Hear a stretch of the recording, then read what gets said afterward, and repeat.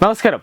കണ്ണൂർ തലശ്ശേരിക്കടുത്ത് അമ്പലത്തിൽ വലിയ രീതിയിൽ ആക്രമണം അഴിച്ചുവിടുകയും വലിയ രീതിയിൽ സംഘർഷം ഉൾപ്പെടെ നടത്താൻ ശ്രമിക്കുകയും ക്ഷേത്ര ഉത്സാഹം തന്നെ അലങ്കോലപ്പെടുത്താൻ ഒരു ശ്രമമായിരുന്നു CPM പ്രവർത്തകർ നടത്തിയത്.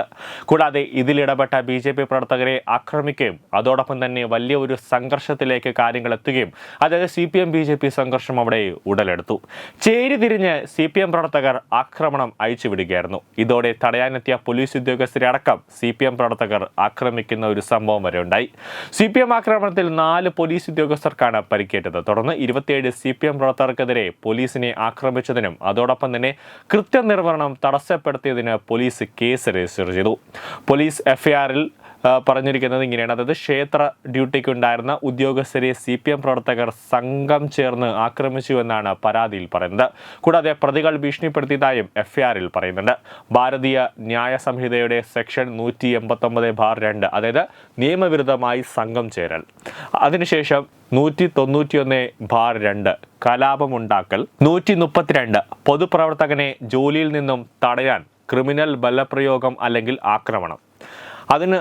അതിനുശേഷം അടുത്ത നിയമം പറയുന്നത് 121(1) പൊതുപ്രവർത്തകനെ ജോലിയിൽ നിന്നും തടയാൻ സ്വമേധ പരിക്കേൽപ്പിക്കുകയോ ഗുരുതരമായി പരിക്കേൽപ്പിക്കുകയോ ചെയ്യുക.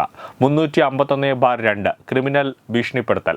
190 പൊതുലക്ഷ്യം നേടിയെടുക്കുന്നതിനായി ചെയ്ത കുറ്റകൃത്യത്തിന് നിയമവിരുദ്ധമായി സംഘം ചേരുന്ന ഓരോ അംഗവും കുറ്റക്കാരനാണെന്ന് കണ്ടെത്തുക എന്നീ വകുപ്പുകൾ പ്രകാരം 27 CPIM പ്രവർത്തകർക്കെതിരെയാണ് കേസെടുത്തത്. നിലവിൽ പോലീസിനെ ആക്രമിച്ച സംഭവത്തിൽ ഒരു CPM പ്രവർത്തകനെ പോലീസ് കസ്റ്റഡിയിലെടുത്തിട്ടുണ്ട്. അതിനെ തുടർന്ന് സ്റ്റേഷൻ വളഞ്ഞ പ്രവർത്തകർ പോലീസ് അറസ്റ്റ് ചെയ്ത പ്രതിയെ മോചിപ്പിച്ചുകൊണ്ട് പോയതിന് 55 CPM പ്രവർത്തകർക്കെതിരെയും കേസെടുത്തിട്ടുണ്ട്. കേരളം ഭരിക്കുന്നത് തങ്ങളാണെന്നും പോലീസ് അറസ്റ്റ് ചെയ്താൽ വിവരമറിയുമെന്നടക്കമുള്ള ഭീഷണികൾ ഉയർത്തിയിട്ടുണ്ട്. അതുകൊണ്ട് തന്നെ ഉത്സവം കൊടിയിറങ്ങിയതിനു ശേഷം ഉത്സവം അലങ്കോലമാക്കാൻ ശ്രമിച്ചതിൻ്റെ പേരിലും പ്രതിയെ പോലീസ് സ്റ്റേഷനിൽ നിന്നും പുറത്തു കൊണ്ടുപോയതിനും ഉദ്യോഗസ്ഥരെ പൂട്ടിയിട്ടടക്കം വരും ദിവസങ്ങളിൽ CPM പ്രവർത്തകരുടെ എല്ല് പോലീസ് ഉടൻ തന്നെ ചവിട്ടി ഓടിക്കുമെന്നതാണ് യാഥാർത്ഥ്യം. ഇപ്പോൾ തന്നെ CPM പ്രവർത്തകർ ഈ പോലീസിനെ ആക്രമിക്കാൻ ശ്രമിച്ചതിനും സ്റ്റേഷൻ ആക്രമിക്കാൻ ശ്രമിച്ചതിനും അടക്കം കേസെടുത്ത CPM പ്രവർത്തകരെ കണ്ണൂർ പാർട്ടി തന്നെ CPM തന്നെ തള്ളി പറഞ്ഞിട്ടുണ്ട്. ഇവരൊന്നും പാർട്ടിക്കാരല്ല എന്നും പാർട്ടിക്ക് ഇതൊന്നും യാതൊരു ബന്ധവുമില്ല എന്ന് സാധാരണ രീതിയിലുള്ള ക്യാപ്സ്യൂളുകൾ CPM ഇറക്കുന്നുണ്ട്.